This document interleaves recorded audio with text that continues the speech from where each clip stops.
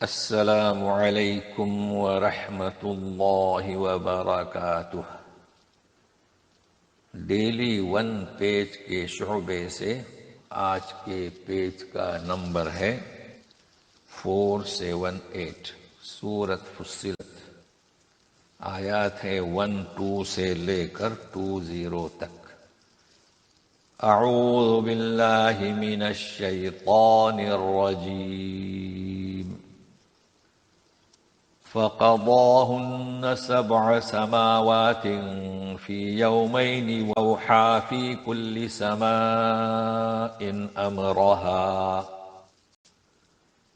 وزينا السماء الدنيا بمصابيح وحفظا ذلك تقدير العزيز العليم۔ گزشتہ صفحے سے جڑتے ہیں، بیان ہو رہا تھا زمین کی تخلیق 2 دنوں میں، اور جو زمین پر چیزیں ہیں 2 دنوں میں، اس طرح 4 دن ہوئے۔ پھر متوجہ ہوا اللہ بلندی کی طرف، فقضاہن، اب اس صفحے پر کہ 7 آسمان بنائے فی یومین، 2 دنوں میں، تو اس طرح 6 دن ہوئے، اور وحی کے ذریعے مناسب احکام بھیجے ہر آسمان میں، فی کل سما، مطلب ہر آسمان پر، جسے آپ کہیں گے کہ احکام، تدبیر، جیسے کہ آیت کے آخر میں ہے ذالک تقدیر، انتظام، یہ بذریعہ وحی بھیج دیا۔ اور آسمان دنیا کو ہم نے زینت دی چراغوں سے، مصابیح جمع مصباح، تو ستاروں، تاروں، اس کے ذریعے آسمان کو ہم نے زینت بخشی۔ نمبر 2، وحفظا، حفاظت شیطان مردود سے، جیسے کہ سورہ صافات آیت نمبر 7، وحفظا من کل شیطان مارد، ہر سرکش شیطان سے حفاظت کے لیے ان ستاروں کو استعمال کیا جاتا ہے۔ تو 2 مقاصد ہوئے، زینت اور شیطان، سرکش شیطان کو مار کر بھگانا۔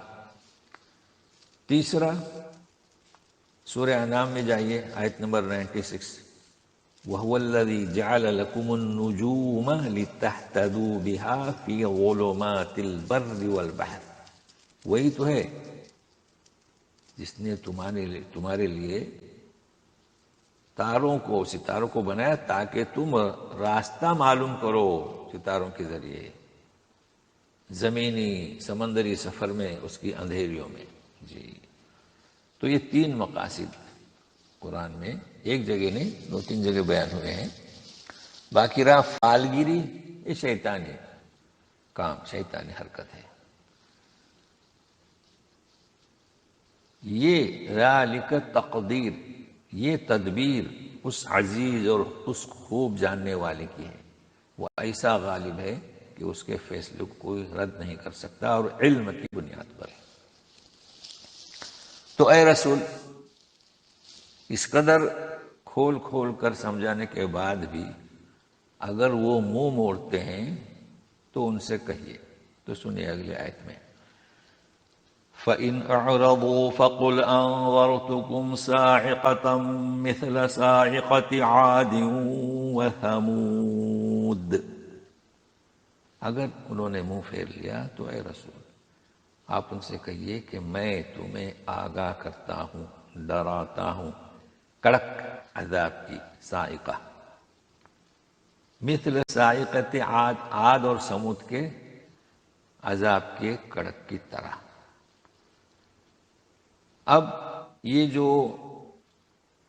آگاہ کر رہا ہوں، تو اس کی تفصیل اگلی آیت میں مجموعی طور پر آ رہی ہے، تو اسلوب قرآن کا ذہن میں رکھیے گا، مجموعی طور پر اور ایک ایک قوم کا علیحدہ علیحدہ۔ تو سنیے، اذ جاءتهم الرسل من بين أيديهم ومن خلفهم ألا تعبدوا إلا الله قالوا لو شاء ربنا لأنزل ملائكة فإنا بما أرسلتم به كافرون. جب آئے ان کے پاس رسول، بہت سارے رسول، آگے سے پیچھے سے، یعنی کثرت سے آئے. اللہ یعنی ان، لا ان بنا بیانیہ، لیکن نون کو لام میں مدغم کر دیں گے. تو ان رسولوں نے کیا کہا کہ لا تعبدوا الا اللہ، سوائے اللہ کے جو برحق معبود ہیں کسی کی پرستش نہ کریں، عبادت نہ کریں. تو انہوں نے جواب دیا، بولے کہ اگر ہمارا رب چاہتا تو فرشتوں کو اتارتا، فرشتوں کو نہیں اتارا، تمہیں انسانوں کو بھیجا، تو جس چیز کو لے کر تمہیں بھیجا ہم اس کا انکار کرتے ہیں. مطلب ان کا کہنے کا مقصد کیا تھا کہ اگر رسول بھیجنا ہوتا تو فرشتوں کو بھیجتا، فرشتوں کو نہیں، انسانوں کو، تو ہم تمہارا انکار کرتے ہیں. اب قرآن پاک کو سمجھنے میں آسانی ہو تو اس کا اسلوب یاد رکھنا چاہیے. اب یہ مجموعی طور پر ہوا. اب عاد و ثمود کا علیحدہ علیحدہ بیان ہو رہا ہے، تو سنیے.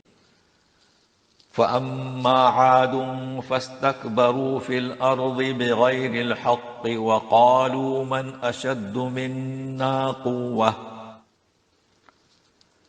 أَوَلَمْ يَرَوْا أَنَّ اللَّهَ الَّذِي خَلَقَهُمْ هُوَ أَشَدُّ مِنْهُمْ قُوَّةً وَكَانُوا بِآيَاتِنَا يَجْحَدُونَ.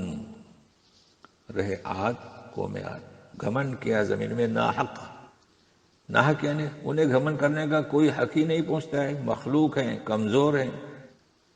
لیکن پھر یوں بھی کہا کہ ہم سے زیادہ قوت والا کون ہے. اللہ اللہ، کیسی نافرمانی. تو ہم سے زیادہ قوت والا کون ہے، اس کا مطلب کیا کہ اے رسول تم جو ہمیں ڈراتے ہو نا عذاب سے، ہم اسے دور کرنے پر قادر ہیں.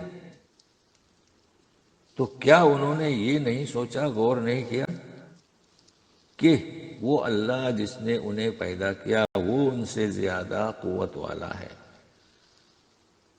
تو وہ ہماری آیتوں کا، ہماری نشانیوں کا، معجزوں کا انکار ہی کرتے رہے آخر تک. اب یہ آخر تک انکار کرتے ہیں کیسے ترجمہ بنا؟ دیکھیں، یجحدون مضارع کا صیغہ ہے. اس کے معنی ہوتے انکار کر رہے ہیں اور کرتے رہیں گے. اس بنیاد پر اس کے دونوں ترجمے ہوتے ہیں، پریزنٹ اور فیوچر. تو چونکہ انہوں نے اس قدر غرور و تکبر کیا اور انکار کیا ہماری آیاتوں کا، نشانیوں کا، تو آخر تک وہ کرتے ہی رہے یہاں تک کہ عذاب نے آ دبوچا. اب وہ عذاب کیا ہے سنیے. اور ذکر چل رہا ہے قوم عاد کا. فَأَرْسَلْنَا عَلَيْهِمْ رِيحًا صَرْصَرًا فِي أَيَّامٍ نَحِسَاتٍ لِنُذِيقَهُمْ عَذَابَ الْخِزْيِ فِي الْحَيَاةِ الدُّنْيَا وَلَعَذَابُ الْآخِرَةِ أَخْزَىٰ وَهُمْ لَا يُنصَرُونَ. ہم نے بھیجی ان پر تند تیز ہوا، ریحا سرسرا، ہوا کیسی؟ تند اور تیز آواز والی، نحوست کے دنوں میں، تاکہ ہم انہیں چکھائیں دنیاوی زندگی میں رسوائی کا عذاب اور آخرت میں اس سے بھی زیادہ رسوائی. اب دیکھیے خزی اور اخزا. جی خزی اسم ہے، رسوائی اور اخزا اس میں فعل یعنی بڑھ کر. جی ان کی اس وقت کچھ بھی مدد نہیں کی جائے گی. اب اس آیت میں ان پر جو عذاب آیا اس کی تفصیل ہے، البتہ اس میں سمجھنا ہے کہ فی ایام نحسات، منحوس دنوں میں. تو دن تو کوئی منحوس نہیں ہوتا، سب دن اللہ تعالیٰ نے یہ جو بنائے ہیں، کوئی گھڑی، ساعت، دن، مہینہ. لہٰذا اس آیت کو نوٹ کر لیں. جس گھڑی میں یا جس دن میں یا جس ہفتے میں کسی پر عذاب آتا ہے تو وہ گھڑی، وہ دن ان کے لیے منحوس ہوتے ہیں، چونکہ انہیں کے اعمال بد کی وجہ سے وہ عذاب آیا، یہ مراد ہے. تو اسے ضرور نوٹ کر لیں. اچھا، اب جیسے کہ ہم نے اسلوب بتایا کہ عاد و ثمود کا ذکر ہوا مشترک، پھر عاد کے ہلاکت کی تفصیل، اب ثمود کی سنیے گا۔ وَأَمَّا ثَمُودُ فَهَدَيْنَاهُمْ فَاسْتَحَبُّوا الْعَمَىٰ عَلَى الْهُدَىٰ فَأَخَذَتْهُمْ صَاعِقَةُ الْعَذَابِ الْهُونِ بِمَا كَانُوا يَكْسِبُونَ۔ اب رہے سمود، ہم نے انہیں ہدایت دی، راستہ دکھایا، تو انہوں نے اس ہدایت جو ہم نے بھیجی تھی ظاہر ہے کہ رسول کے ذریعے، صالح علیہ السلام کے ذریعے، اب دیکھیں فاستحب العمى، پسند کیا اندھے پن کو، اس کا مطلب ترجیح دی اندھے پن کو ہدایت پر۔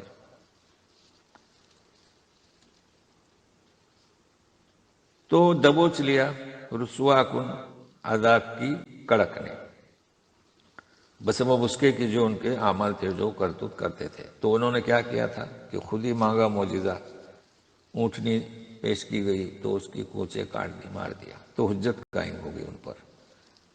تو ان پر یہ صاعقۃ العذاب، چنگھاڑ زلزلے والا عذاب آیا، یہ بھی رسوا کن تھا، وہ بھی رسوا کن تھا، مگر وہاں ہوا جو ہے تیز تند تھی اور یہاں آواز، چیخ، چنگار۔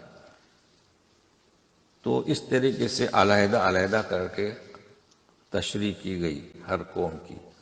اب اس کے بعد سنت الہی پیش کی جا رہی ہے، وَنَجَّيْنَا الَّذِينَ آمَنُوا وَكَانُوا يَتَّقُونَ۔ اب مجموعی طور پر کہ جو ایمان لانے والے تھے اور جو پرہیزگار تھے، ہم نے انہیں نجات دی۔ اسے کہتے ہیں سنت اللہ، کہ ہمیشہ مجرمین کی ہلاکت کا وقت آتا ہے تو نبیوں کو، ایمان والوں کو، پرہیزگار کو نجات دیتا ہے۔ اب تصویر کشی قیامت کے دن کی، وَيَوْمَ يُحْشَرُ أَعْدَاءُ اللَّهِ إِلَى النَّارِ فَهُمْ يُوزَعُونَ۔ دیکھیں ہم پڑھ رہے ہیں اعدا، اکثر پڑھتے ہیں اعدا، تو اس کا خیال رکھے گا، حمزہ زبر عین اع، اس کا خیال رکھے۔ اور جس دن اللہ کے دشمنوں کو اکٹھا کیا جائے گا دوزخ کی طرف، تو انہیں یوزعون کے معنی جمع کیا جائے گا، بعضوں نے کیے ہیں اکٹھا کیا جائے گا، تقسیم کیا جائے گا۔ تو اصل میں یوزعون کے معنی تقسیم کیا جائے گا، لیکن جماعتی طور پر، جیسے کہ سورہ نمل میں سلیمان علیہ السلام اپنے لشکر کو تقسیم کرتے تھے، تو ٹولیاں انسانوں کی، جناتوں کی، تو یہ یجمعون، یجمعون اور یوزعون، اس میں فرق ہے۔ یوزون میں بھی جمع کیے جائیں گے، لیکن کیا وہ تقسیم کا اس میں شامل ہے یوزعون میں، یعنی جیسے جیسے سرکش ہوں گے اللہ کے دشمن، اس طریقے سے ان کو جمع کیا جائے گا۔ حَتَّى إِذَا مَا جَاءُوهَا شَهِدَ عَلَيْهِمْ سَمْعُهُمْ وَأَبْصَارُهُمْ وَجُلُودُهُمْ بِمَا كَانُوا يَعْمَلُونَ، یہاں تک کہ جب آئیں گے اس کے پاس یعنی عذاب کی شکل نار، یہاں پر نار ہے تو وہاں ضمیر اس کی جائے گی، ہا کی، بالکل قریب آ جائیں گے تو وہ گواہ دیں گے ان کے خلاف، ان پر ان کے قوت سماعت، ان کی آنکھیں، ان کی جلدیں، بسبب اس کے جو کرتے تھے۔ اب اس کا مفہوم کیسے سمجھیں گے کہ جب وہ آئیں گے نا، جب دیکھیں گے نا، انکشاف ہوگا نا، تو انکار کر دیں گے اپنے جرم کا۔ جب انکار کر دیں گے تو تالا لگا دیا جائے گا، اور ان کی قوت سماعت، قوت بصارت اور جلدیں، ہاتھ سے کیا کیا تھا، پیر سے کہاں تک چل کر گئے تھے اسلام کی مخالفت میں، پیغمبروں کی مخالفت میں، یہ مفہوم ہے اس کا۔ تو انشاءاللہ ساتھ میں رہیے، ہم کوشش کرتے ہیں کچھ قواعد، تجوید اور مفہوم سمجھانے کی۔ اللہ تعالی ہماری آپ کی اس محنت کو قبول کرے، آمین یا رب العالمین۔ السلام علیکم ورحمۃ اللہ وبرکاتہ۔